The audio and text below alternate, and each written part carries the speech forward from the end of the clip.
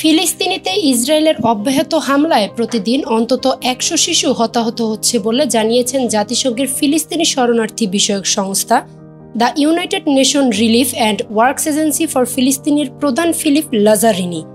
তিনি বলেন, গাজার ভয়াবহ পরিস্থিতির সবচেয়ে বেশি প্রভাব পড়ছে শিশুদের উপর। হতাহতের সংখ্যা অস্বাভাবিক হারে বাড়ছে।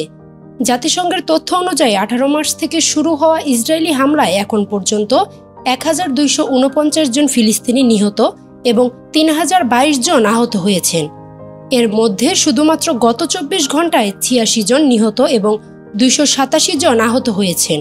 আল আহালি হাসপাতালের পরিচালক জানিয়েছেন, সেখানে এখন পর্যাপ্ত চিকিৎসা সেবা দেওয়া সম্ভব হচ্ছে না। গাজার স্বাস্থ্য মন্ত্রণালয় জানিয়েছে, চলমান হামলায় মোট নিহতের সংখ্যা ৫০,০০০ ছাড়িয়েছে। সরকারি মিডিয়া অফিস এই সংখ্যা ৬১,৭০০ জনের বেশি বলে জানিয়েছে। ২০২৩ সালের ৭ অক্টোবর হামাসের ইসরায়েলি ভূখণ্ডে হামলার পর থেকেই শুরু হয় এই সংঘাত, যা আজ পর্যন্ত অব্যাহত রয়েছে।